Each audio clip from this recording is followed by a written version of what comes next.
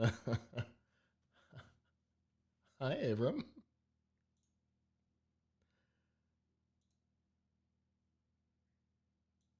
I'm not getting audio from you. I don't know if I'm supposed to or not.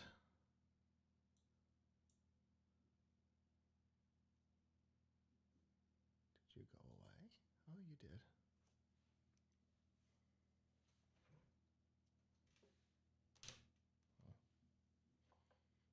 Sound devices. Hey, I can hear you. Devices. Can you hear me? Odd. What happened to my microphone? I can't hear it. I can't hear anything right now. I think my microphone might be unplugged. Is this my microphone? No. Where's my oh, not my microphone. My headset. Where'd my headset go? That's not my headset. Where is this leading to? Oh, here it is. Hello, live viewers. Obviously, hey, all right. Abram is working on getting his audio working. Sounds like he's got it. It should be now. Hello. Should be now. Can you hear me? Yes. Hey, sorry. No worries. So many wires here, so little time. So. Not gonna ruin. No. How are you? All right. How are you feeling? Oh, much better. I do not feel like I'm going to die, so hooray. That's a big improvement. Yes, it is. It was a rough week. But I'm really sorry to hear that. It's okay. I didn't have it. I didn't have it nearly as bad as most people, so I'm fine. I mean, my parents got taken down by it pretty hard, so. Yeah, well, and how are they doing? Much better. We were worried about my dad there for a while, but not so much anymore. There was a point where my brother called and he was really worked up for good reason. And Adam, I know you're probably watching right now. Your response was totally normal and natural. I'm glad you called me in the middle of the night to talk about it. Yeah, I know sometimes people get uncomfortable, reaching out to somebody. Whether it's me or, whether it's my brother or somebody else, always reach out to somebody if you're having a rough one. Somebody will listen to you. So. Yes. So I want to try something new. Yeah. Maybe it'll be regular. Maybe it'll be a one-time thing. But we've got a ton of comments on the Alienware video. Oh, okay. Like in the last couple of days, we've had like 1,500 new views on YouTube. Just like out of nowhere. On that video alone? Yes. On that video alone? Oh, wow. Yes, just on this one. Because we average about 3,000 views a day on YouTube, give or take. And we've done 1,500 just on this video in the last couple of days. So. Wow, that's great. There's comments. People are interested in, particularly in talking about the CPU, and what you may have said about it, and what you may have actually said. So I figure if we can address. What did I say about the GPU or the CPU? Aha, see, yes, that's the thing. Several people think that you said that it's the fastest mobile CPU.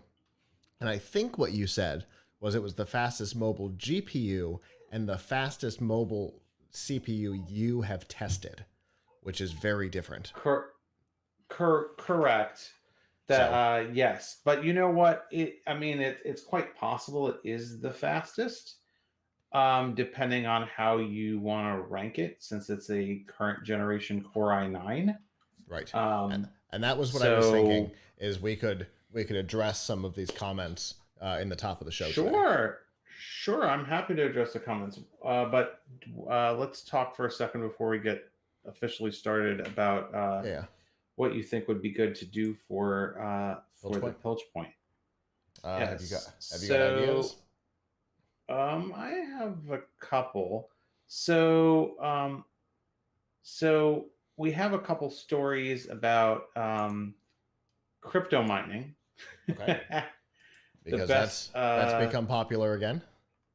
Yes, we've put up several stories about um, the bet. We have a story up about the best GPUs for crypto mining. Okay. So I can talk about um, I can talk um, about that a bit. Okay. What's good for crypto mining now? With the caveat that crypto mining is not necessarily a good idea, but for those who have graphics cards lying around, um, we have actually tested and ranked all of the the crypto mining GPUs. Cool. All the current and prior gen GPUs, Right. and ranked them by efficiency. Nice. Yeah, that sounds like fun. It's a popular topic right now, and we can possibly capitalize on that that momentum coming in from the Alienware video and bump it into this one. Great. Cool. I don't know why my face has such a shadow on it. I think it's because I have a light that went out. Oh, that could be. Anyway. No worries. All right. Did you see the rest of the topics? Yeah, I was. Well, North Dakota wants to ruin the iPhone. CD Projekt Red got ransomed, but nobody wanted the data. The Maryland tax, and then the Australia thing again. Oh, and Google in Australia again. And Microsoft, which is the interesting part of the topic, as far as I'm concerned. That Microsoft's on Australia's side, even though they will be hit by this too. Yep. Okay. All right. And we're going to do the inverted opening again, because I think it's working. Okay. So we'll continue to test it for a little while and make sure it keeps working. Okay. So record there. I can try to put another light on my face. I think it's worth attempting. Let's see. What's the power? Oh! I don't know if that makes any. Well, no. I won't be able to see ever again. Maybe if you bounce it off the wall in front of you.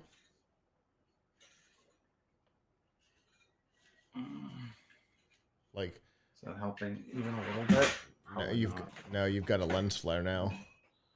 No, it's worse. Yeah, if you bounce, did you try bouncing it off the wall behind the like where the monitors are, like into the corner? Yeah, that's exactly what I was just doing. No.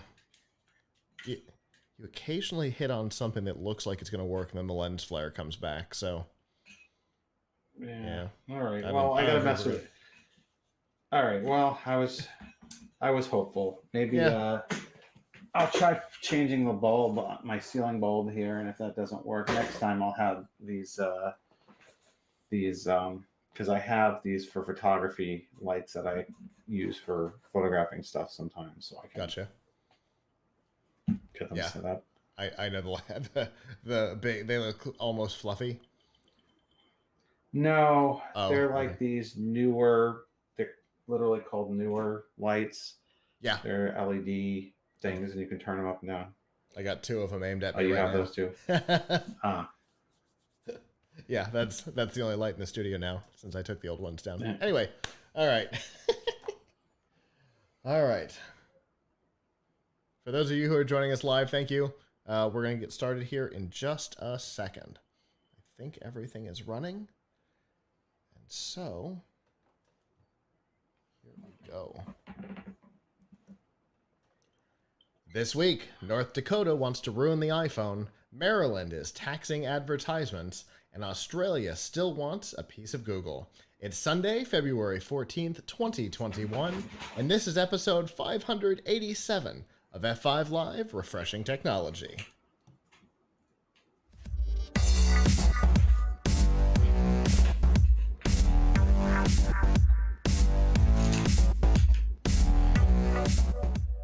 Wherever you are and however you're accessing our show, whether it be on social media, Facebook, Twitter, Instagram, or Snapchat, through a podcatcher like Apple Podcasts, Google Podcasts, Amazon Music, Spotify, TuneIn, or a myriad of other options, through our live stream platforms, livestream.com, Twitch, Periscope, YouTube, or Facebook, or on our website, plugkidslive.com. Thank you for making us a part of your day.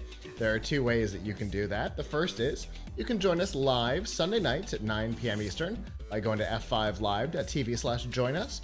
There you can chat with us in the studio, give us your feedback on the topics as we talk about them. We always love to hear what you have to say. If you're not able to join us live, that's okay. You can always go to plugkidslive.com/subscribe, and there you'll see all of our shows, including F5 Live, The Pilch Point, Plug Kids Live Presents, and a whole lot more. And of course, you can find all the ways to watch, listen, and follow along. Hello, Avram. Hey. We were off last week because I was sick, but so it's been 2 weeks since we've talked. How have you been? Oh, not bad, not bad. It's just spending a lot of time doing things with my son, getting together, working on new projects, new Raspberry Pi projects, Raspberry Pi Pico projects. As always, my desk is a complete mess of wires and jumper cables and like all kinds of this giant mess. The latest thing we're working on, we want to try to figure out how to be who I think will be the first to do it. So we're trying to figure out, it's easy enough using the Pico to create a controller. Okay. You could totally plug this into a PC and make it a controller, but getting a Nintendo Switch to recognize it is another level of frustration because Sure. the Switch, I guess, is really picky and you can't just plug any USB controller into it. Right. It's expecting something very specific. So I've been trying for a while to figure out how to get it to work so that we can actually make our own Switch controller. Speaking of, I should mention one thing that we did get working, which is pretty cool and is available to everybody, is my friends at surrogate.tv.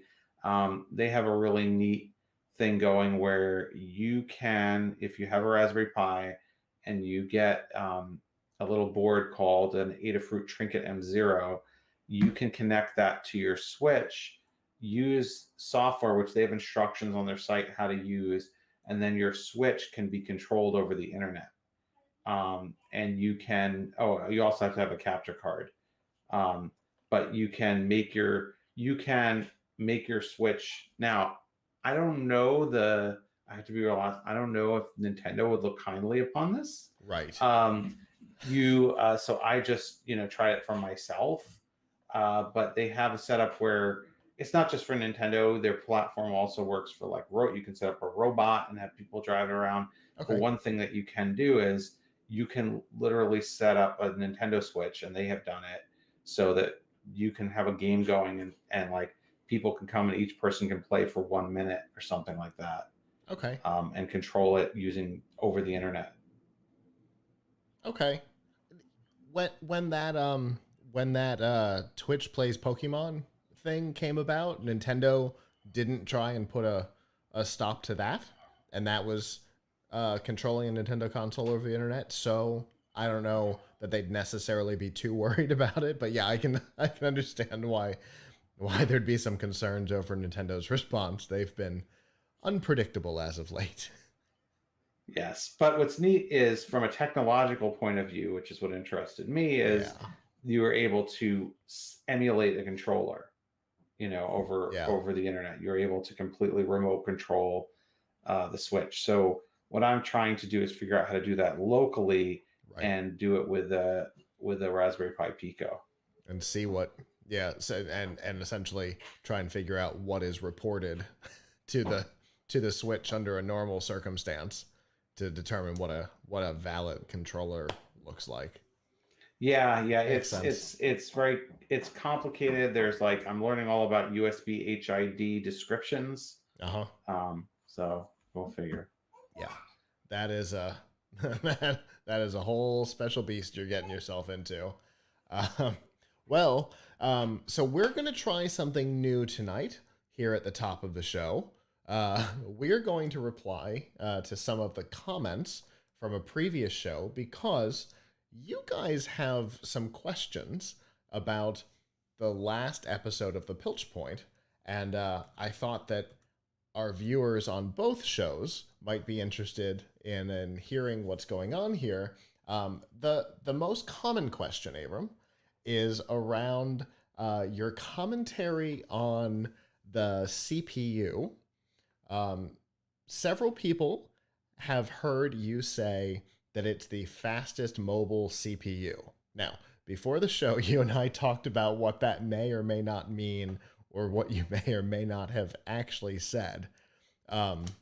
We think we know, but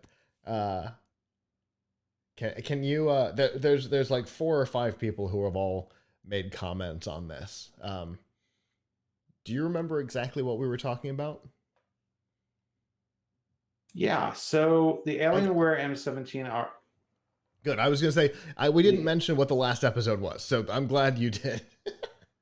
yeah, so we were talking about the Alienware M17R4 gaming laptop that I have reviewed and said that this is the fastest gaming laptop that we have tested and probably the fastest on the market right now, especially in the configuration that we tested it. And the CPU, probably depending on what your standard is probably the current generation fastest. It is the Core i9 10980HK. So that is the latest Intel 10th gen. I mean, 11th gen, I think, is we're on the cusp of, but we don't have 11th gen 45 watt processors right now. Right. So there is a Ryzen 9, I think, coming out. So there's a which 45 watt that we haven't tested. So one could argue about whether which is faster. We haven't done a comparative test for that. There's no question that the GPU in it is the fastest because there is no faster mobile GPU right now than the RTX 3080. Now, I'm talking about consumer and gaming, not about mobile workstation, which would be a different standard. Xeon processor, mobile Xeon processors, and mobile professional graphics, grade graphics cards, which are not made for gaming. But there's no question that the 3080 is the current fastest mobile GPU. I mean, and combine that with a Core i9 10980HK, and let's take this to another step. Not all, I think I said this on the show, not all 3080s are created equal. NVIDIA sells them with a bunch of different SKUs. I mean, I'm talking about for laptops with different TGPs, which is total graphics power. That's how much wattage it requires and can use up to. And the more watts that it uses, the faster it is. That's just the physics of GPUs. If you're using more, particularly on the same processor, you're getting more performance.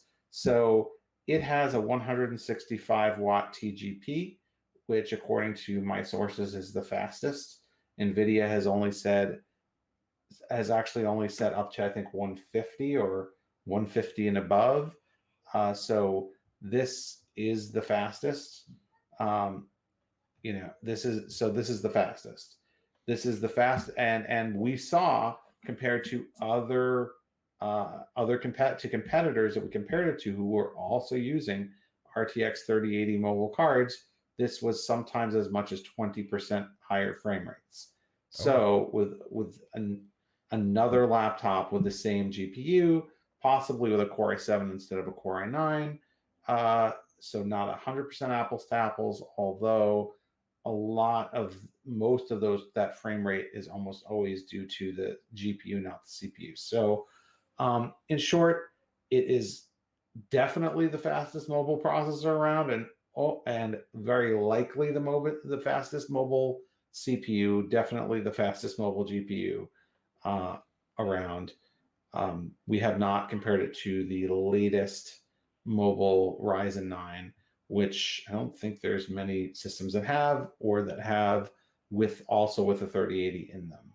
So And I was going to say, and it's that pairing of the CPU, which we can easily say is in the top couple, and the GPU together makes it a blazing yeah, system, an yeah, overall it's system. probably.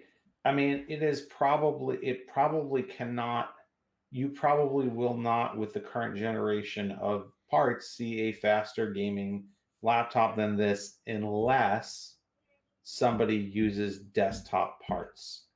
Right. And that does happen from time to time. I'm not aware of anybody doing it right now. In past, we have seen once in a while someone will come out with just a giant laptop that a uses a CPU that is a desktop CPU instead of a mobile one, Hmm. or uses a desktop graphics card instead of a mobile one, which means that they're using hundreds of watts more than this, and they just don't care in the least about size or battery life. And Right. maybe you shouldn't when you're spending this kind of money and you're getting something kind of heavy, um, but generally speaking, not many companies come out with those. So as far as a pure laptop, I don't think it's going to be any faster than this, particularly because Alienware chose to go with the fastest version of the RTX 3080. And since our show, I had been emailing back and forth a bit with Alienware, and one thing that they told me is that the 15-inch version of this laptop, which I tested but not with the 3080 in it, Hmm. does not use the highest end 3080. They Okay. can't, because it's in that size, in the 15-inch Yeah. size. It couldn't accommodate the heat. Like that's a factor, right? If you want the fastest, you want the highest watts, you got to deal with the heat. And dealing with the heat means you need larger space, better cooling, care less about battery life. So the Alienware M17R4, it takes the position that performance is the most important thing, and it delivers accordingly. Gotcha. And just because I feel like I may have missed the numbers, you were talking about the wattage on the GPU. This one is This one is 165 watts gotcha. of total graphics power. Uh, a lot of the others are significantly less than that. Got it. I The reason try to, the reason I ask is somebody yes, in the comments, which is obviously what we're doing, mentioned at 150 watts, which I thought you had said that this was higher than the this is 150s. higher than 150. Okay. So NVIDIA, I think, has only disclosed and said, I think NVIDIA has disclosed. I'm not even really, I'm sorry if I'm not 100% sure about what they have and haven't disclosed, but I think the most that has been documented as like a spec was like 150, but this is 165. Um, I used that is what it displayed for those who are really want to know how I know that. There, if you have any laptop with an NVIDIA graphics card inside, and you use NVIDIA Control Panel, which is NVIDIA software, there's in the lower left corner of the screen, there's something, I think it says All Settings, and you go there, and it will actually show you like a little bunch of specs about your graphics card, and there's two things that are really important to know on that list. One is the total graphics power, which in this case it said 165, and the other is whether it has Max-Q technology enabled. Max-Q is the technology that a lot of NVIDIA cards use, a lot of NVIDIA mobile cards use, that turns the performance down in order to have less heat, and therefore max Q, like max quiet, less fan noise. So a lot of laptop vendors make the decision that I'm going with max Q because I want my laptop quieter and cooler and lighter. But Alienware went the other way and said, I want my laptop to be the fastest. So when we are reviewing, yep, exactly. They used to actually, I believe they used to actually call this Max P, but they don't list that anymore as a spec. And the Max Q, Max P thing is somewhat like NVIDIA, I think, and vendors a lot don't really like to talk about this a lot, because it's, if you look at it, you might see that theirs is slower than somebody else's or whatever. Now I think that there's actually been some movement to list TGP, on spec sheets that there wasn't before, but I don't think everybody's still everyone's doing it. Certainly from now on, when we do a review of a laptop, we at Tom's Hardware, we are going to list the TGP. Good idea.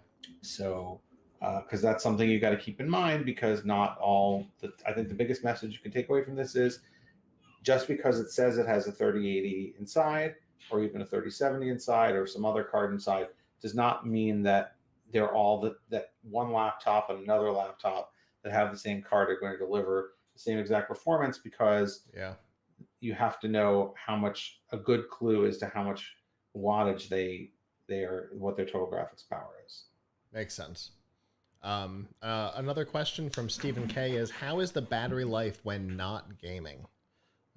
Office that stuff, is YouTube, that type of thing.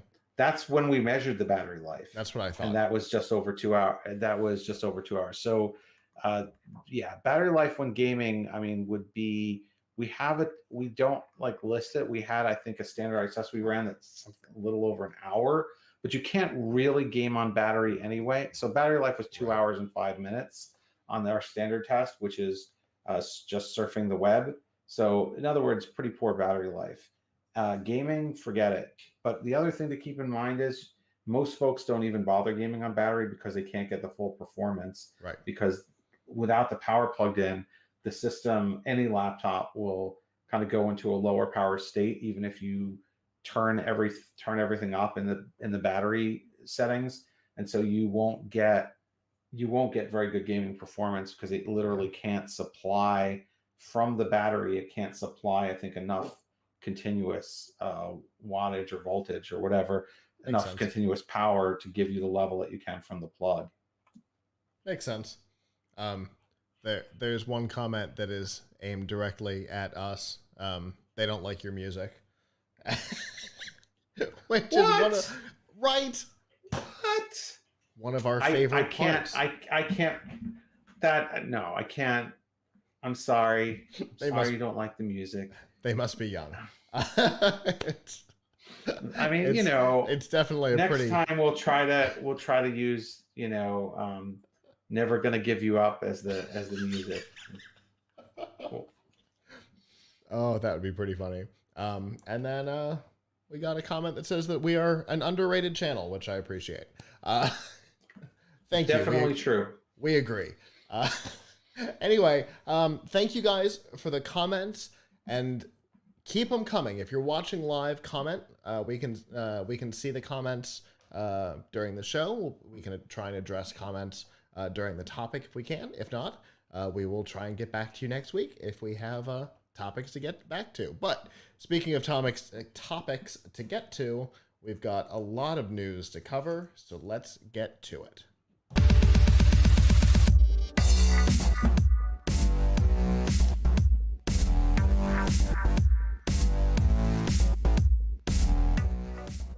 This week's Nifty Gifties and F5 Live is proudly powered by the Microsoft Store. Whether you're looking for a new laptop, a tablet, Xbox games, a whole lot more, you can get it all at the Microsoft Store. And remember that current students, faculty, parents, and active military can save up to 10% on almost everything. To find out what deals are going on and to find out about those discounts, you can go to f5live.tv/Microsoft. So we've talked about privacy on the iPhone a number of times over the last couple of years. Sometimes that it's overhyped, sometimes that they're doing the right thing, and sometimes that they've gone too far. On the last show, at the last show I think it was, we discussed where they had gone right and annoyed Facebook and a number of others with the new "Do you want to be tracked?" dialogue in iOS 14.5. This week, however, we're going to talk about a law that is potentially going to go into effect. It's been a bill has been proposed. It's got some support. We'll see what happens. In North Dakota, that would require digital platforms. That would prevent any digital application distribution platform from locking users into a single exclusive distribution method.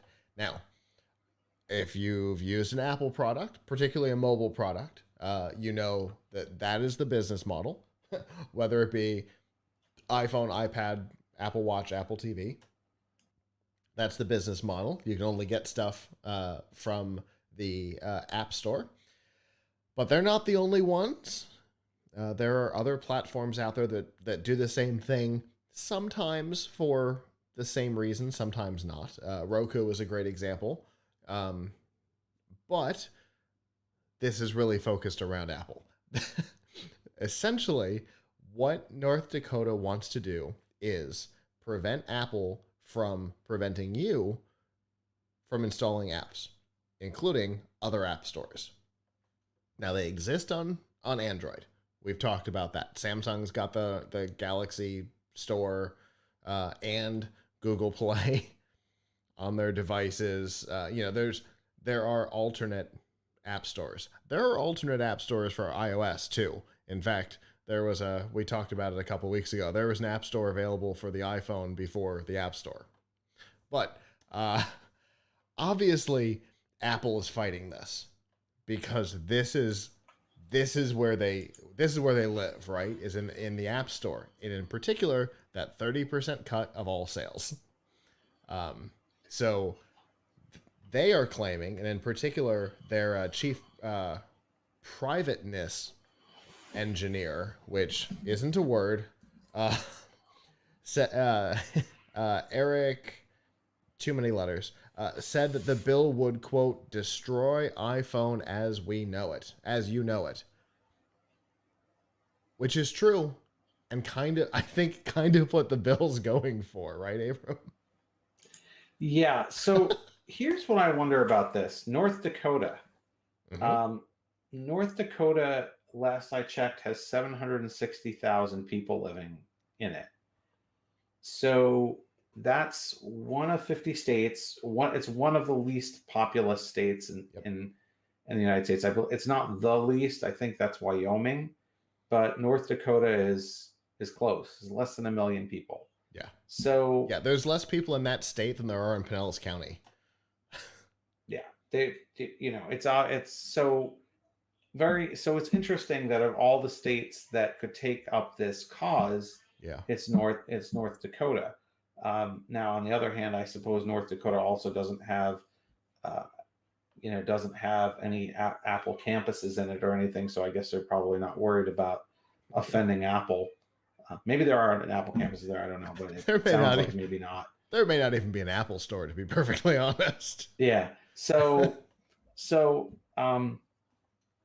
they don't have anything to lose, I guess, except here's the thing, and I'm guessing Apple probably doesn't spend a lot of money donating to North Dakota politicians. True. But here's the thing: if I'm Apple, and this law passes, could I not just like quit the North Dakotan market?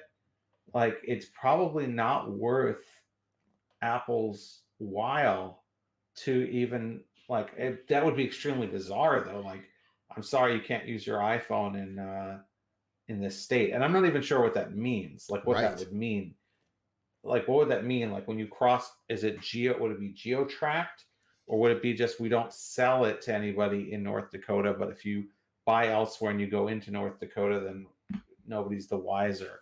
Right. Like how, because I'm thinking that from Apple's perspective, they really care about this. Yes. And, if it were California or something, then they would kind of have to comply. Right. But if it's North Dakota, maybe they say, hey, that's fine. We're going to pull out of North Dakota. We're going to tell all of our customers in North Dakota, sorry, you know, complain to your local representative about why you can no longer use your device. Now, I mean, I don't know, like what the like penalty is. I mean, is it going to be like they just can't sell any new devices into North Dakota if they don't obey, or they have to geolocate and disable them? Uh, I know. like what I is know. the? It's. I mean, I can't tell from this article what the kind of penalty would be, Yeah. but my guess is if I'm Apple, I'm probably thinking like, okay, if this happens, I'm just going to pull out of this market, which would be very bizarre, but It would. nevertheless, probably the most viable thing for them to do, because I don't. It's probably not even worth their while to to create this exception in their software, because once they do it for North Dakota, It it'll happen exists. elsewhere, and they could Apple has the leverage to kind of, this is kind of like with cable, where you have your cable company doesn't want to pay, CBS to the carriage fee. Hmm. And so CBS is like, fine, I'll just go off the air and then I'll tell all of your subscribers that you're refusing to give them CBS. For And for it for almost a always full works out. for a full 6 weeks before the contract expires, we will run in every bumper. Your cable Right. company is the reason why this is happening. Right. Yeah. Right. So like I feel like the North Dakotan politicians who pass this can't win, because if they pass the law, which by the way, like I was to say I think is a good idea, because people should have the freedom to load different software onto their devices. Right. Apple makes it uniquely difficult. Maybe not unique, pretty unique. I mean, you mentioned In Roku. in I, mobile in particular, it's uniquely difficult.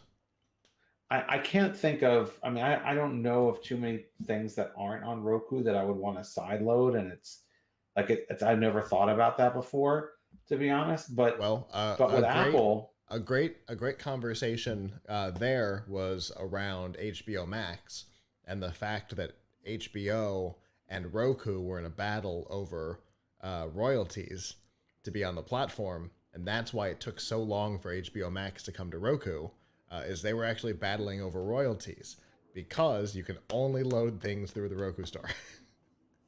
right? So, So that's a somewhat rare case, because there's not. It's not like there are all these other channels that are out there that you can't get that you want, right, but it's or there's but lots it of people just creating channels. but it is the exact same argument that Epic makes for iOS. Yes. So, but what's going on with Apple?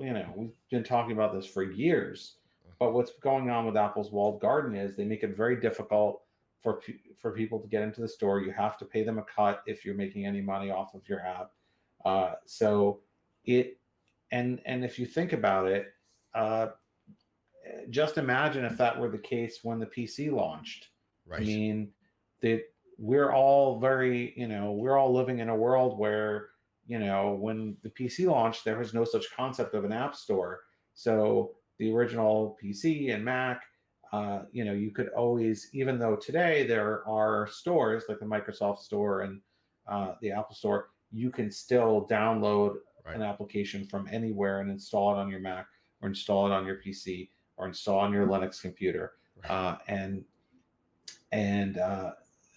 what Apple is saying is there to protect consumers is really there to kind of Protect profits. infantilize consumers and give them so Apple can get their money. I Right. mean, they all. I mean, don't get me wrong. I think Google would love, wouldn't mind to do the same thing. What they've done with the Google Play Store though is that they've at least left open the option for people to sideload apps, which by the way is great, is also very key if you are a developer or you're just creating an app to give to a handful of people or within your company or things like that, because Apple makes it extremely difficult as we know, you and I know, you and I in particular. we have one of my, for the benefit of our audience who aren't in on this, you and I you have helped us at my company a lot of, not us at Tom's Hardware, we don't really end up testing iOS devices much, but our sister site Tom's Guide, they test iPhones and iPads all the time, and you've developed their tests, the battery tests that they use, and we don't want the battery tests going into the Apple Store for everybody in the world to get, but it's a real pain to distribute that to the handful of phones that we test every year. You need a special account.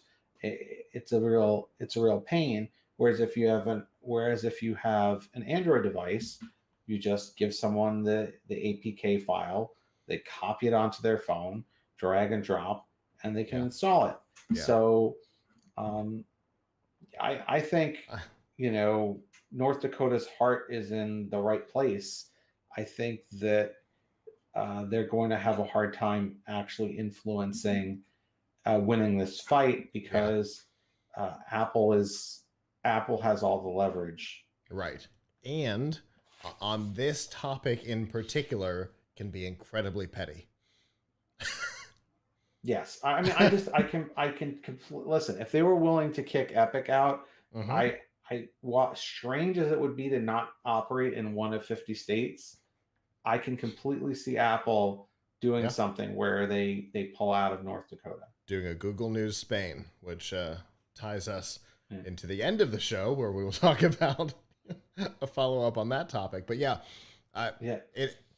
it'll all depend, of course, on how the bill is presented, right? If it applies to devices within the state, are they going to kill iPhones as they cross the border? There's a lot of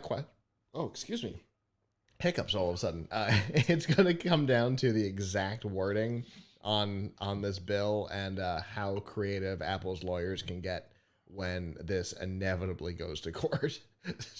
But yeah, the other thing is, if you are living in North Dakota or passing through there, I wouldn't worry about this for a while because it's going to be tied up. If it passes, it would be tied up in lawsuits and I wouldn't be surprised if this went all the way to the Supreme Court. Now, it would. If North Dakota were to do this in concert with some other states that were larger, more powerful states, then maybe they would be in a better position. I would bet money that if they contacted Texas would get on board with it. And they've got Apple manufacturing in Texas, so it's definitely interesting. We've got a lot of topics tonight, kind of around this concept of trendsetters or laws that are testing boundaries. This is one of them. We've got some more coming up in a little while, but first, the Pilch Point.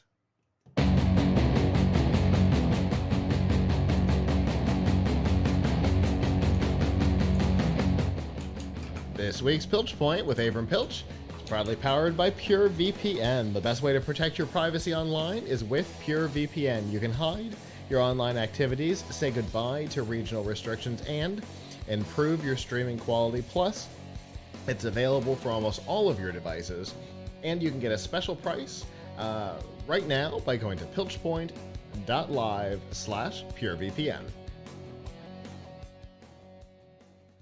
All right. So, what have you got for us tonight, Abram? So, crypto mining. uh, so, uh, so if you've been trying to buy a graphics card lately, you may have noticed that they're all sold out. Unless you go to eBay or someplace like that, or sometimes the low-end cards like the 1650 you'll see selling for something like $400, which is which is more than 2 times their MSRP. It is a very bad time to buy a graphics card.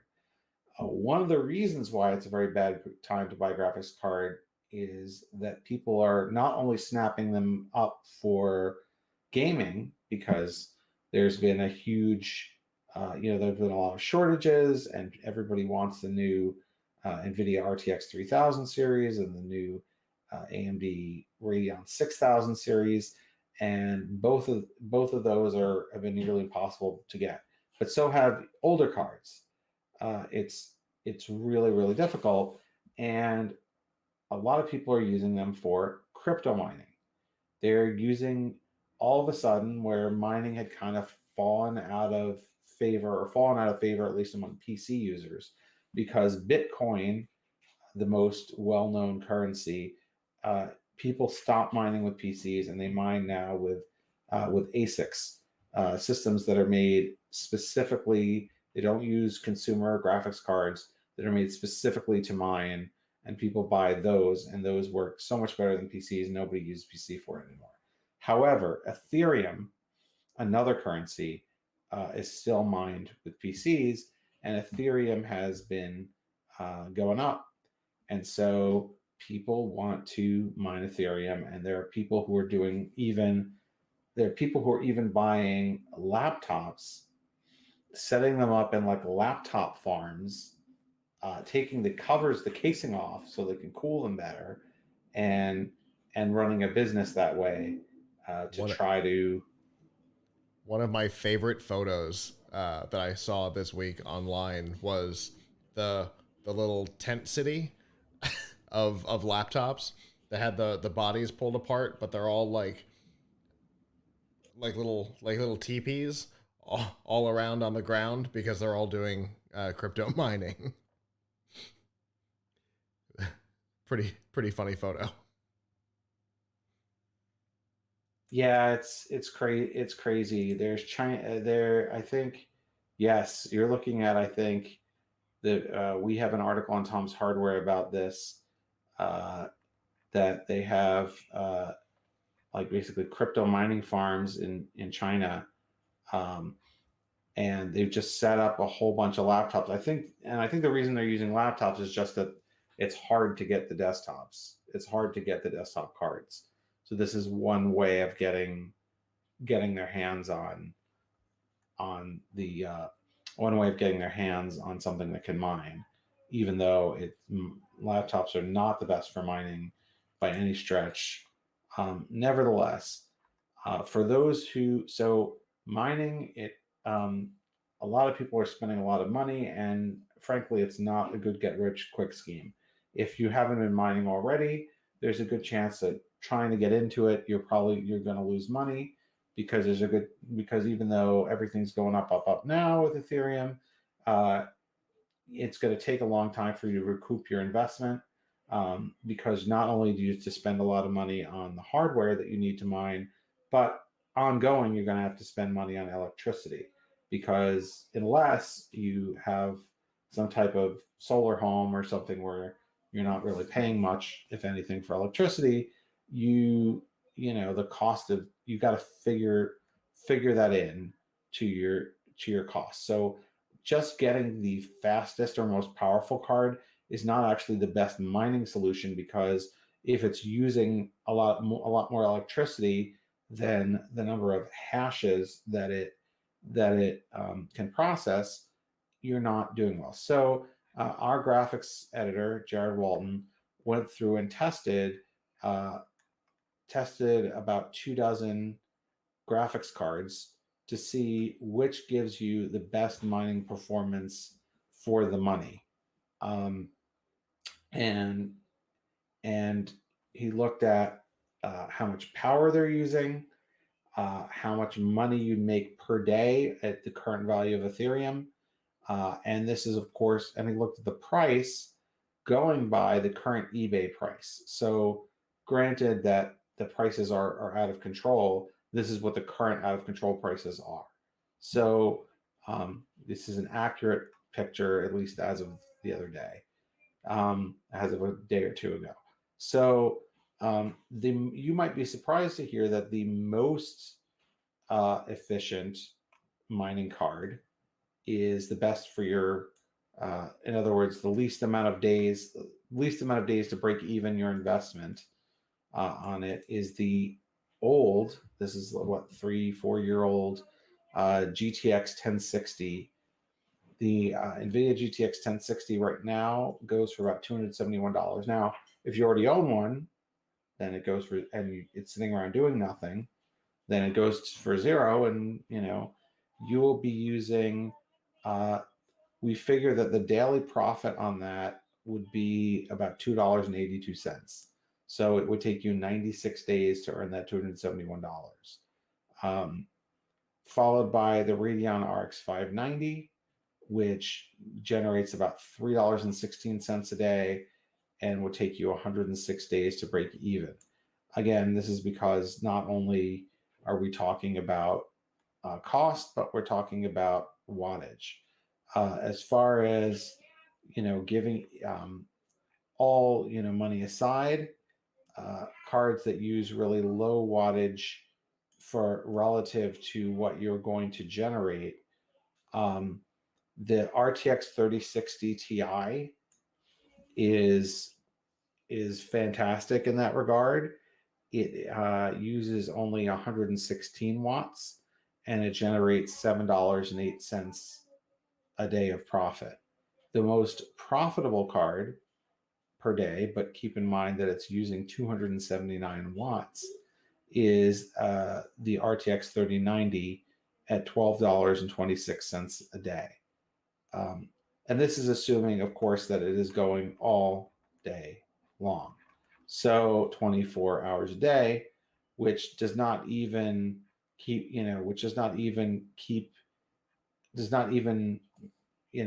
keep into account that, hey, maybe your card won't last forever, right? If you're running it 24/7, the fans will wear out. Will the heat eventually kill it?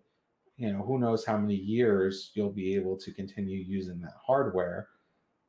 But so you can see that at $7 a day from one card from one PC, this is not exactly a great get rich quick scheme. You would need a farm of these, tons and tons and tons of them, and you would need to be paying electricity for them, and that's not just the card. You would need obviously the rest of the computer around it. So there's there's a lot of reasons that this isn't a great way to make money. But if you already have the cards and you want to give it a try,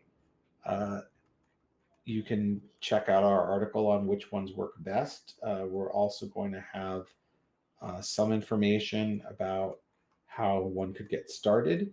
Although this is not necessary, if you haven't already gotten started, you may not wanna, because it is, you're probably not going to come out massively ahead. And let's keep in mind, these things go up and down. So this is based on what Ethereum is worth today. What's Ethereum going to be worth in the future? I mean, no one can say, but these things have gone down massively before. So I wouldn't count on this being a great long-term strategy. But like anything else, there are people who have invested a lot of money in it, and these are people who have giant farms of servers, giant farms of laptops, giant farms of computers, and some of them are willing to pay, $2,000 for an $800 graphics card because they have such a huge farm of these, and they're totally committed, and I guess that they'll earn back in 6 months or something like that. But I personally, I'm not going to spend my time on this, but I know that it's an area of great interest for a lot of people. And if you're interested, to check out our article on the best mining GPUs. We've also done a story about mining efficiency, and we've done a story about mining laptops. So check it out at Tom's Hardware. Now, obviously, you were talking a lot about Ethereum there. There are others that are seeing some pretty big spikes right now. Dogecoin. Well, there's that one. Monero is the one that I've been following lately because you may remember that I did a test a while back after we talked about a particular product that ran in the background in JavaScript on websites. And kind of by accident, during that test, we mined a number of coins, and at the time they were worth about $1.25, and right now they are worth $213. So it's a pretty Yeah, nice that's not bad. accidental windfall. No, and that's not bad. And look, I mean, if you have hardware lying around and electricity is either extremely cheap or free to you, this might be an interesting thing to try. I just wouldn't recommend people to buy a lot of expensive hardware to get Yeah, into crypto mining. yeah, for But sure. if you've got stuff laying around, maybe you can give it a shot. I mean, it could be interesting. It could be an interesting thing to learn from. And it's gotten a lot easier to do the mining. There's a service called NiceHash that makes it really easy. So, uh, it's definitely it's not hard to get started. There's also Miner Gate, which was uh, pretty easy.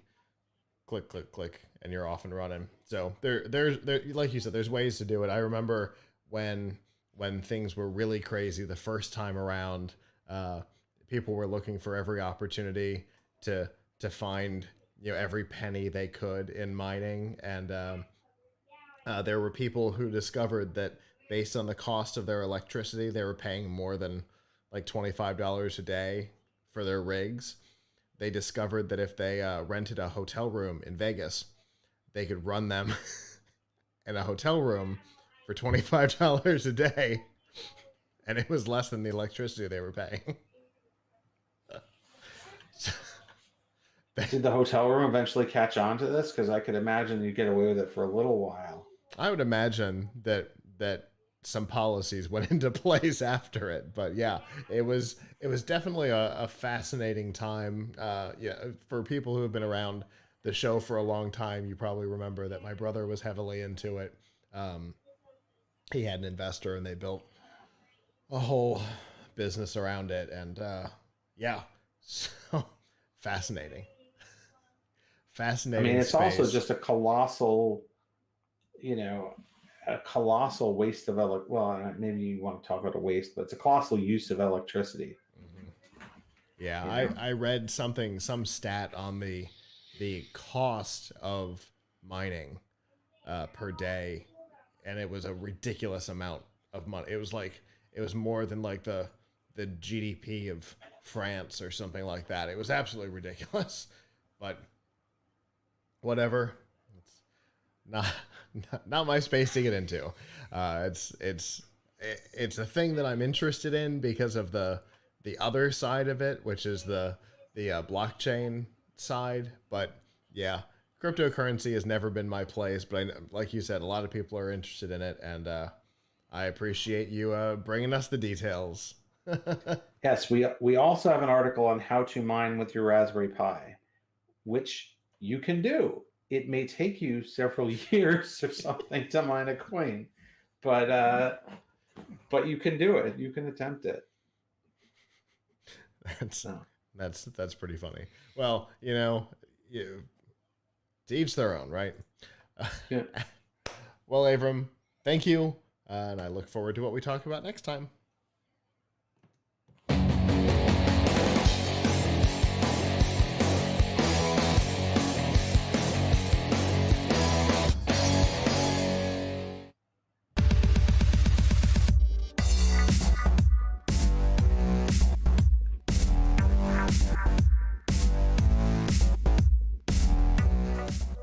This week's Extra Life on F5 Live is proudly powered by Razer. Get all the accessories you need to up your game on PC, console, or mobile from Razer. Whether you're looking for a new gaming mouse and keyboard like we use here in the studio, a webcam and light for your Twitch stream, or an entire gaming setup like the Razer Blade 15, you can find it all at Razer by going to f5live.tv/Razer. So we know that CD Projekt Red has had a difficult 12 months for a number of reasons, not the least of which has been some of the response to performance on Cyberpunk 2077, which we actually talked about how to get the most out of your performance on the Pilch Point right after it came out. But this week, their fate, well, I guess it was last week, their fate changed a little bit, and it was revealed that one way or another, there are some potential conflicts on this, but one way or another, they were hacked and hit with ransomware, and they were being demanded a large sum of money or the source code that they had stolen, including for Cyberpunk 2077 and The Witcher 3, which had in the code that was taken apparently a full unreleased fully playable demo beta. So a lot of code out in the wild. The threat was that would all be released. This week, an auction went up on the dark web, obviously, and using Bitcoin, you could buy into the auction. It cost at the time of the buy-in right around $5,000. I think it was 4730 or something like that worth of Bitcoin. About $5,000 just to be able to bid. The opening was 500K, and as of the closing, it was 1 million. But the auction was closed with a note that said that they had received an acceptable offer from outside of the auction and that they had closed it themselves. That's not fair to all the people who want to buy this stolen property. That's okay, because the general consensus within the security realm is that is not what happened. Instead, what happened was nobody cared. The one and only bid that was there was likely from them, and they closed it to save face. Why? Because ransomware only works if the threat is followed through on. And in this case, apparently, the group who's believed to be behind this has failed before. And so, in an attempt to save face, the current belief is that they closed the auction claiming to have received money from outside, when in reality, they had not even received a bid. So, that's fascinating for a couple of reasons. One of them being the idea that that even on the dark web, people didn't want Cyberpunk 2077, which is pretty funny after all the trouble they went through. But in reality, you know, what are the chances you're actually going to get it, right? They're, Well, what do you? Let me take a step back here. Why do you Why do you want it? Like, what would you do with the source code of a game that's already out? yes. What good would it do you? Like, why is I, that worth anything to anyone? I don't Like know. a competitor? I mean, the game's out there. People can play the game, right? They can see what's going on in the game. Uh, I I'm not up on what game engine CD Projekt Red used for this, but the concept of a first person shooter with game engine is not complicated. It's not like there's some massively wonderful technology in there that needs to be exploited. It's a game with a story and graphics and characters and whatever, and the game is out there. People have been playing it for a couple months. What good is the source code going to do anybody? Like, I do agree. they think they're going to compile the source code on their own and then sell bootleg copies of Cyberpunk? I mean, there's, I'm sure there are better ways to pirate than that. And, what's the pirate market for this really going to be anyway? I mean, Right. I don't see how this is going, how the source code of these already released games, even if games had no issues and were super popular, um, we're going to, are going to do anything for anyone. I, it's definitely yes. There are so many questions about about what happened here, what they had hoped to get out of it, uh, why they thought that there'd be value in this. Obviously, CD Projekt Red went through and they saw that no customer data was involved. They said that out. They said that publicly, and then they essentially called the bluff and said, "All right, do it." And the end I result mean, seems to be it's that just nobody embarrassing cared. for them. That's all. Yeah, It's just embarrassing for them because it's yet you know, yeah, another injury. But it's not. It doesn't mean anything. It's right. there's no value to that. Like, if someone had gotten it like 6 months ago, then that might have been worth something.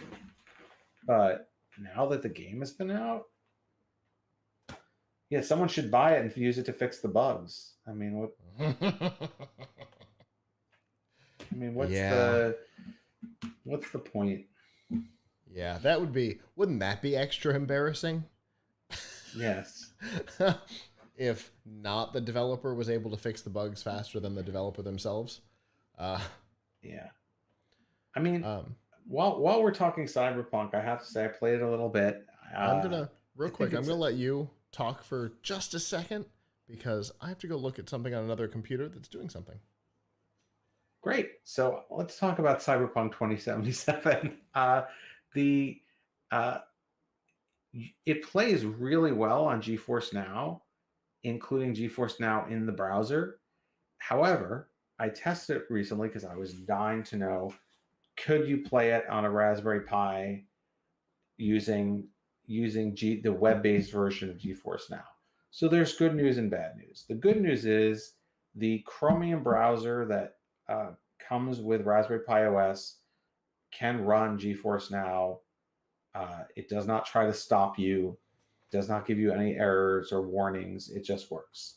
Mm-hmm. The bad news is the amount of lag is so great, and I don't think this is particular to Cyberpunk. I think it would be any game that it is completely unplayable. Like, it's even unmenuable. Like, you hit the button to like move down one in the menu, and it might take like 15 seconds or so to like move the highlight down. And when you have that type of lag, sometimes you're wondering like, oh, did it get my keystroke or not? So then you hit it again, Hit it again. but then it happens twice. So, I got to playing it and it was just like completely unusable. And I even tried turning down the amount of bandwidth. I don't have easy access to Ethernet where here in my office, but I asked one of my coworkers who does, and Ethernet didn't help. So I'm not sure why the latency is so bad, but but if you're on a PC, I used it on my PC using Chrome. It played fantastically. So if you're having performance issues with Cyberpunk, you can play it on GeForce Now through using either GeForce Now software or just a web browser, and it works on at least on a computer. It works really, really well. And that it's a great option, especially now that we know that Chrome, Safari, it's available in basically all the browsers. And I did test, by the way. Yes, if you change the user agent string on Edge to Chrome, it works fine. Uh, so it's a great way to play the game if you're in that situation, because we've all been in that situation if you've tried to play games, either really new games on slightly older hardware or really old games on new hardware where your inputs don't necessarily match the behavior on the screen, and so you double hit and that just makes everything go away. So yeah, Cyberpunk 2077 on GeForce Now works real well. So anyway, it it's weird. The whole thing, the whole hack is weird. You're absolutely right. It's just another level of embarrassment for them in a 12-month period that has not been nice, kind to them anyway.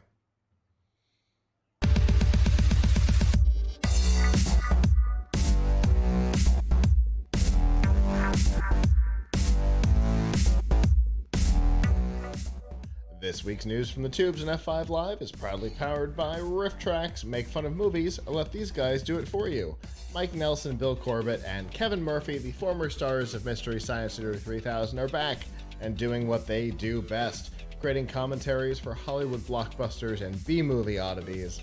It's like watching a movie with your funniest friends, and to find out about all of the full-length features, the short films, the TV episodes, and the live events that are coming up, you can go to f5live.tv/rifftracks with an X. Now, I know this isn't what we're talking about, but I gotta say, they've got a new, I don't know, we talk about it too much, another subscription service, but there's a lot of content. Anyway, I just saw something about it this week. Anyway, so we said that we've got some trailblazing laws and bills out there. This is another topic on that. When the internet first came about, there were kind of no taxes. It was a bit of a wild west. States came around and started to implement taxes, and just like we talked about earlier with Apple and North Dakota, states that had implemented online sales taxes. Amazon wouldn't put distribution centers, warehouses, offices to avoid paying those taxes. But a couple of states got the ball rolling, and today it's pretty ubiquitous. The next place that it seems that states are going to try is on online advertising revenue. As it turns out, for whatever reason, online ad revenue has mostly been untaxed in states where the revenue is generated, only in the state where it's received. So for Facebook and Google, probably both, that would be under California law. But Maryland has decided... I apologize, something just talked and I don't know what. Because I don't have any devices in here that should have just done that, which is a little terrifying. Anyway, somebody's listening. So Maryland has decided that they are going to tax the revenue that is generated in their states, and here's how they're going to do it. Let's say we'll use Google as an example because they're obviously number one in advertising. Let's say all 330 million, we'll use some easy numbers, residents of the US see the exact same ad once, and Google charges a penny, which is way high. But let's say they charge a penny for each one of those views. The revenue on that would be 3.3 million. There are 330 million U.S. residents. There are 6 million in Maryland, which comes out to 1.8% of the population, which means it would be 1.8% of the views, which would mean it would be 1.8% of the 3.3 million in revenue off of those ads, which comes out to $60,000 worth of taxable revenue on that ad in the state of Maryland. I know, lots of math. Here's the thing. This is only the first. This semi predates, but really kind of ramped up at the very beginning of our show 14 years ago, when states were really starting to look into taxing online sales. And I remember in the early days us talking about Amazon taking a stand and not putting business, not putting offices I mean, in certain states. There was a thing, right? There was a thing where if you ordered, I think it was a thing going on for a while with Newegg, where Newegg had a warehouse in New Jersey, but they didn't have one in New York. So if I ordered something here in New York, I wouldn't get taxed, but someone in New Jersey would. Mm-hmm. It was kind of unfair, and to be fair to the governments, it was unfair to brick and mortar stores too, because you could avoid sales tax by going online. Right. As more people were going online, sales tax became a more meaningless form of tax. Becomes a more meaningless form of tax, because if you can avoid it by going online, that's what people are going to do, and more people are. And even if they're not doing it to avoid the tax, I mean, you're just buying more and more stuff online. What I don't understand, though, is, and I say this as someone who works for a website that gets paid on ad revenue, but I don't go and buy ads. Do you not pay sales tax when you buy ads? Nope. Like if I've never paid sales tax on an ad. Is that not where? So now, at least not that I'm aware of. To be fair, at least not that I'm aware of. Just like in the state of Florida, there's no income tax, but there is because your employer pays it before they pay you. So you don't see it, you don't interact with it. It may be the same thing.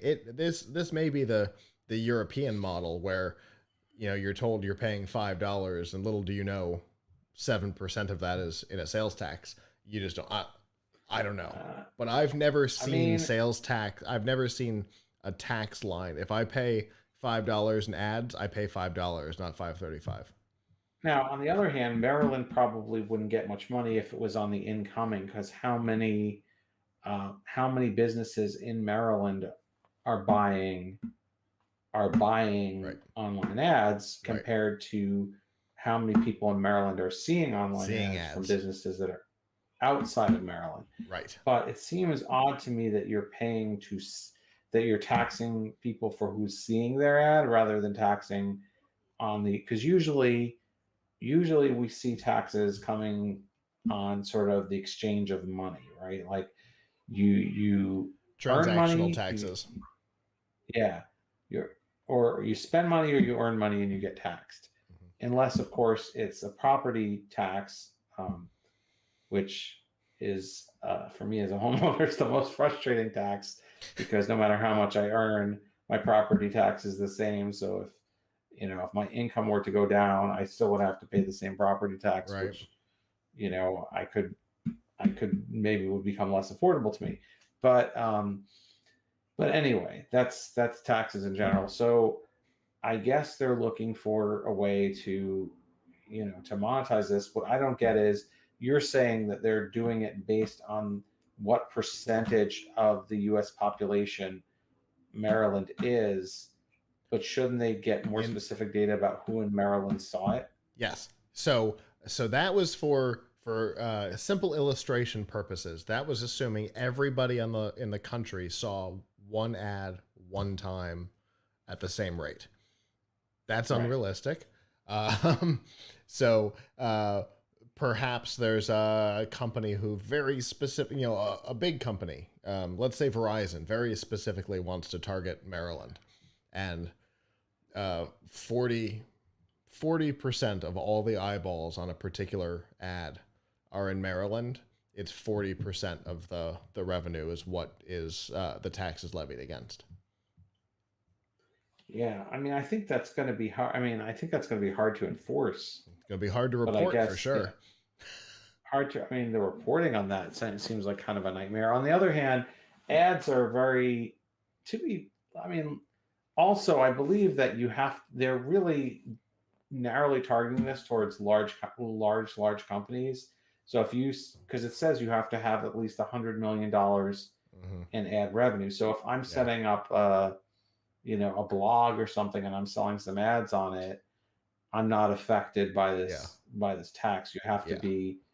It's pretty much a handful of companies. Yeah, you and I aren't gonna have to deal with it.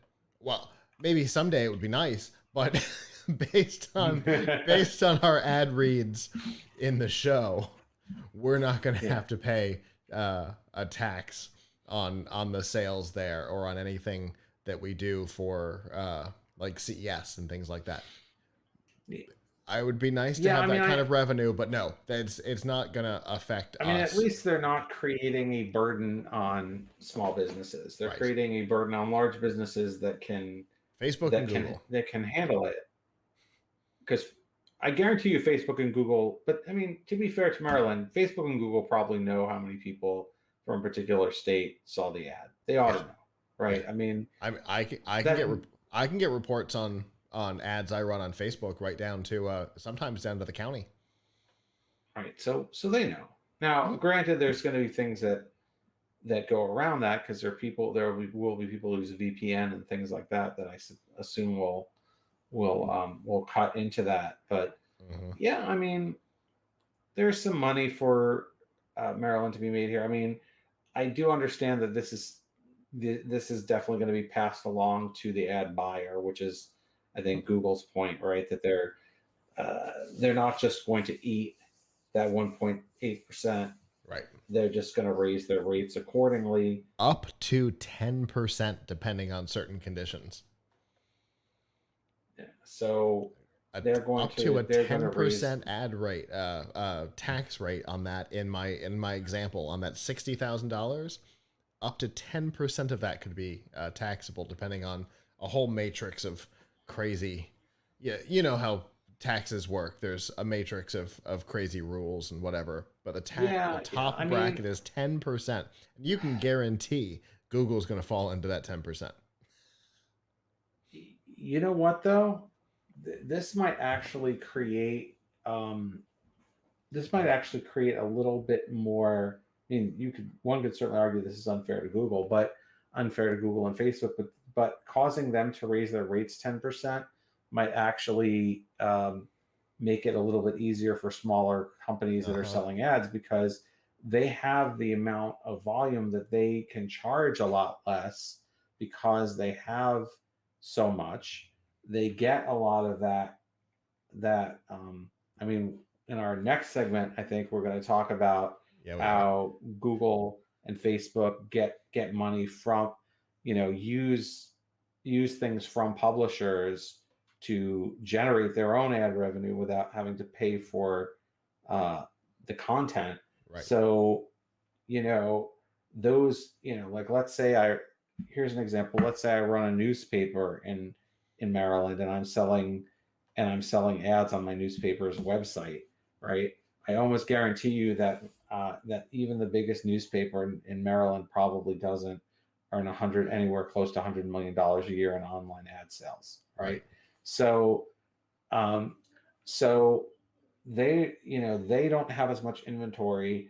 They're hyper local. They probably are trying to charge a higher CPM than Google does, but Google, being Google, has their market position. They can afford to sell it for less, all this stuff, right? Right. So this actually puts levels the playing field a little bit for Yeah. smaller publishers. I don't think this is necessarily a bad thing. I think, obviously we're always skeptical about more regulations coming online, more taxes, things that could, slow down business. But this seems like, you could argue it's unfair to these large companies, but it's sort of hyper targeted at a couple of really large players who Yeah. already have kind of an outsized advantage And in the and online ad space. and this could be the thing that starts to bring back the old, you know, smaller uh, ad networks. The old ad rings were successful, they were helpful, and then today Google owns most of the Right, the like it. companies that used to be the old small ad rings. Right, exactly. There's like, it's in a way this. It's a whole other thing that obviously there are a lot of people who want to investigate or talk about antitrust things in relation to big tech. But one of the things that's going on, of course, is that Google and Facebook control so much of the advertising market Mhm. that it's really difficult for other services to sell ads, and a lot of the ads that people see on the internet, even if you're not on Google or Facebook, are sold by Google, Yep. right? Like Google AdSense is everywhere. And as a publisher, you don't make nearly as much money from Google AdSense as you do if you could sell your own ads. Right. Yeah, and that's partially because they're offering lower prices than you would be able to, which creates it's the Walmart business model, right? You Yeah. you keep your prices low until there's no competition, and then you reevaluate.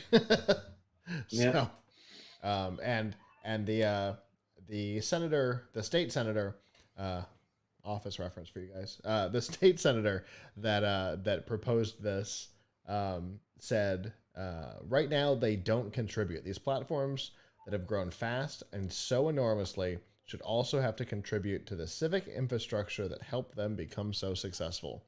So it's a it's an interesting and a strong statement, Maryland. Uh, so the two chambers of the House, no, they call it the General Assembly in Maryland, passed this actually last year. The So why are we talking about it now? Because the governor vetoed it, and they just overrode the veto this past week. So this will be going into effect, and could start a trend, and that's why it's important, because these trends move a lot faster today than they did with in the days of sales tax online. So if this catches on, it will catch on fast.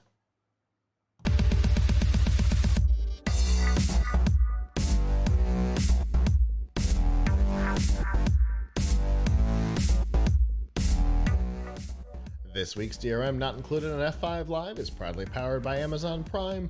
You get free shipping, but you get a whole lot of other stuff with your subscription, including Amazon Prime Music, which gives you free music. You've got Amazon Prime Video, which has TV, movies, and documentaries for free. You've got Amazon Prime Gaming, which gives you one free subscription on Twitch, so you can financially support the content creator of your choice, and you get free games every month that are yours to keep.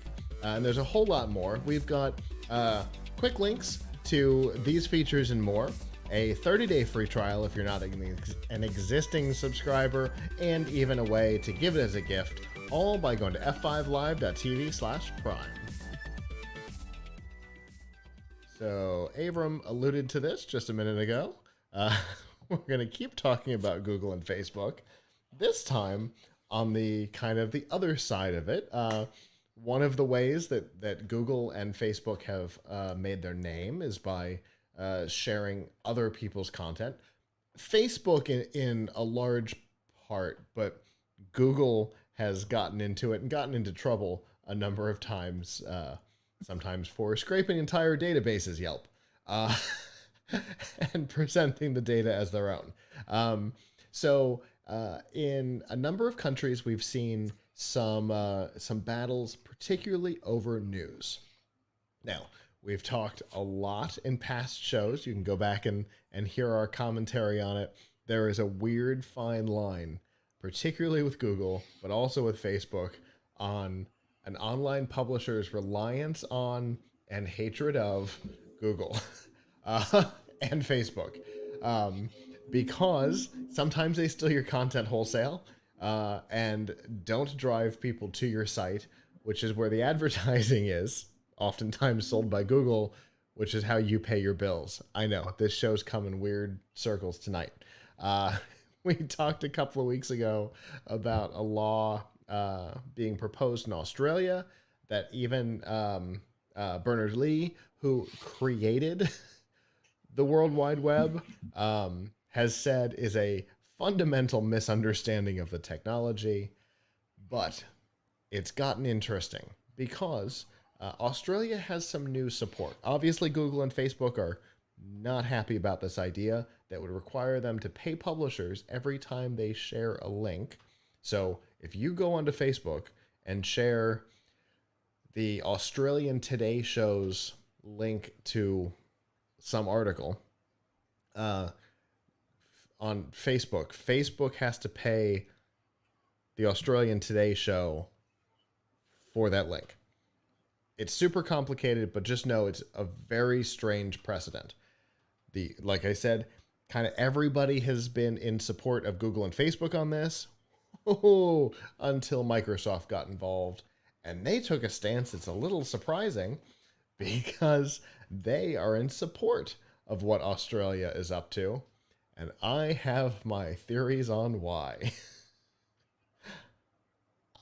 Google has said that they would be willing to pull out of the country if this law is passed, and Microsoft has said, no worries, Bing can fill the gap.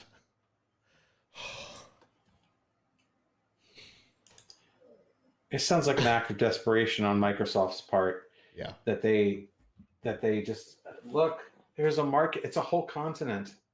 We can dominate this market. So I mean, look, it's good that we have more. It's good that we actually have another player in search. I mean, I'm surprised Microsoft hasn't given up on Bing, considering how poorly Bing does in the marketplace. I think the sentence you're looking for is how quickly Microsoft gives up on products these days. I mean, Microsoft and Google give up on a lot of products. Have given up on a lot of products more quickly than this. I mean, they gave up on Cortana, pretty much, right? So why? Thanks for reminding me, because all of my devices recently reminded me that Cortana is going away, including my Invoke speaker. Right. So I continue to be surprised that, I mean, it's good. I mean, there ought to be alternatives, right? And there, besides Bing, the only other alternative I can think of is DuckDuckGo, which I'm not even sure if that is a business or not. I have no idea. I have not. DuckDuckGo is the default search engine on Raspberry Pi OS. It's also the default search engine on Tor. Because it's popular with privacy centric. It's popular with open source, which I'm not sure if it's actually actually makes money or not. This is obviously it's bad news, but here's my question. If you're a publisher, could you opt out of getting paid by Google? It's fascinating. I don't know. Because the logistics of this is really difficult too. Right. Google links to everything on the web. Google doesn't have the contact information and payment information of everything on the web. Granted, Google News does have a more limited. Google News doesn't take every everything on the internet. I think you have Yes, to set up. but while Spain and France were all about Google News, this is not. This is not limited to Yes. Google News. This is everything. Yeah. Also, what's a publisher? Huh? Have they defined what a publisher is? No. Because you your first thought probably is, oh yeah, they're talking about like they're talking about professional publishers, they're talking about media sites, but everybody's a publisher online. Yep. So if I have a restaurant and you read the menu, are you going to have to Right. pay? Is Google have to pay me for listing that? I mean, I want to be listed. My guess is a lot of, if you asked most companies, they would say don't pay me, just keep me in Google because I need to be in Google, right? Yeah. Like, I would. granted, I mean, yeah, I mean, because you have the choice now. The choice is there now. You could be Google is more than happy to delist anybody who wants to be delisted. Yep. So if you would like your site not to appear in Google, you can. It's very easy to make your site not appear in Google. Yes. That is the exact opposite of pretty much what everybody on the internet wants, which is to be high on Google. Right. Right? Be the highly ranked on Google. But if you don't want to be ranked in Google, you're welcome. You're welcome to be excluded from Google. Yeah, you can tell them to bugger off. There's a bunch of ways to do it. Yeah. Now, the other side of this, though, is what Australia maybe is trying to get at but doesn't seem to understand well enough, which is that there is somewhat of that the relationship between Google and publishers is very one-sided. Mm-hmm.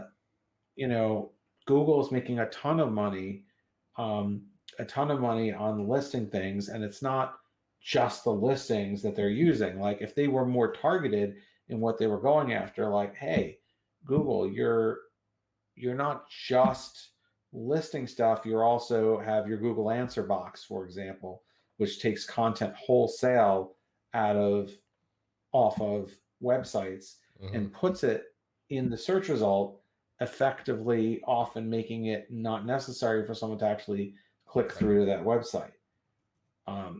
Like, that's maybe there's an argument that Google should be paying publishers when they do that. Yet if you ask publishers, they would tell you the same thing about Google Answer Box that they would tell you about Google regular results, which is, well, better to be there and not get paid than not to be there at all. Right. People want that box because it's the top box, and hopefully people click. There is a link in it, and hopefully people click it. However, a lot of the times the information you're providing when it gets sucked into that top box is good enough, that is sufficient enough that people may not need to click to you. So, or images, right? Google takes images for Google search from people's sites. Some of those images, I'm surprised that like Reuters and Associated Press haven't gotten after Google about this. Have they? I mean, I've not heard of it. Where there are images from news that are sometimes from people pay good money for that Google is showing. Yeah, so there was a whole thing about that. Official Getty sources have been removed wholesale. There's a lot of things that have been removed. There is a process for marking images as not searchable. Now, there didn't used to be. It used to be everything was there. If it saw an image, it indexed it. And then you could start searching by color and all kinds of crazy stuff. And then I think if you go to Google News and you see not for new image search, but specifically like the image that they show you with the article, I think that comes from whoever published the article. Yes. Google is showing it. Yes. I don't think Google, I know anytime any of my articles are shown up there, they're not paying me for to show the image, which, right. Once again, If people are clicking, I'm happy. But if I was Getty or Reuters or one of these companies that doesn't care about, they don't care about traffic. They just want to get paid. They just want their Right. money Right. for licensing the image. So I don't know. I mean, so I think everybody who's in publishing can kind of see where Australia is coming from, Yes. the problem that they're trying to address. Yeah. But the way in which they're trying to address it seems like they've not used the internet, and is just like, I think for me, the right way to think of anything, how to regulate anything online, is how would you do it offline, and then try to extend it to the online world. It's not that complicated. So Yeah. if Sometimes in the offline world, sometimes, because that's, I use this example all the time because it's the funniest thing that's possibly happened.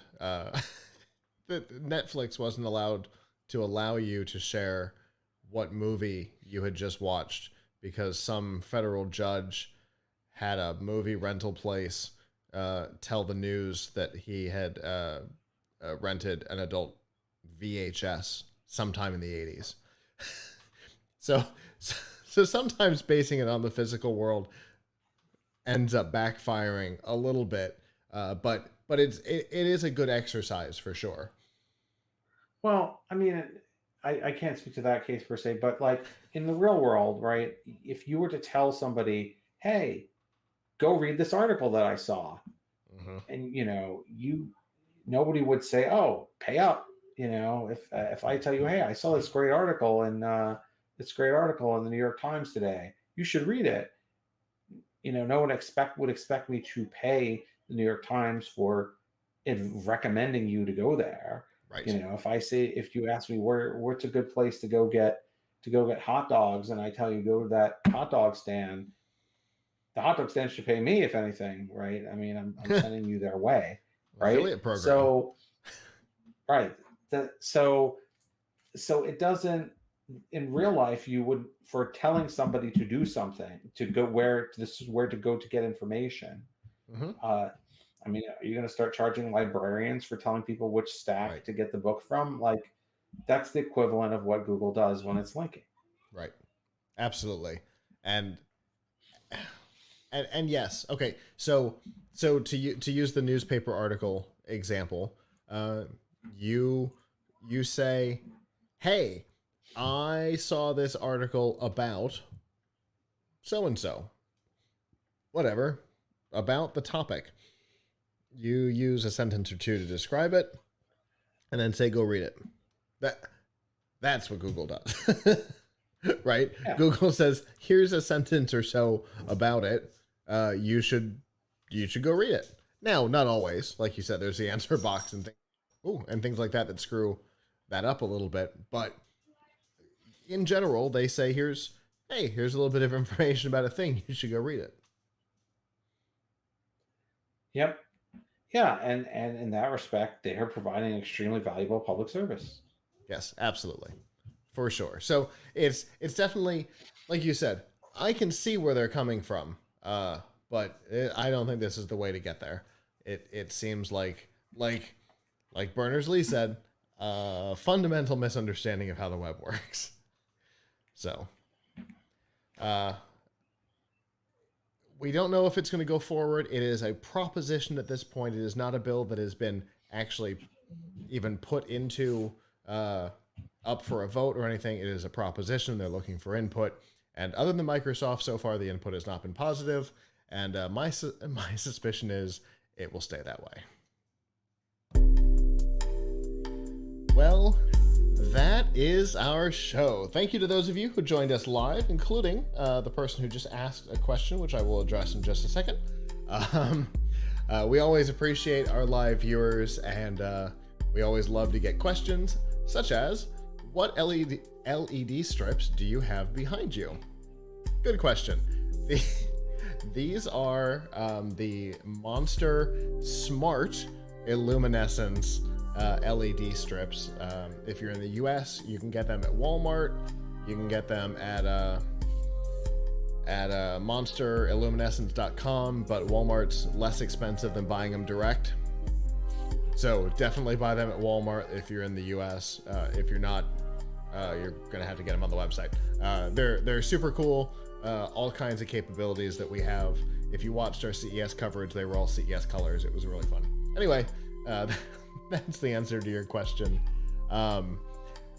So thank you for your question. Like we started the show with a bunch of questions from a couple of weeks ago. We will continue to do that. If we continue to get questions on the Pilch Point or other stuff like that, we will address them at the top of the show. And yeah, so I guess with that, on behalf of the staff that's not here, I'm Scott. I'm Abram. And we will see you back next time. Ciao.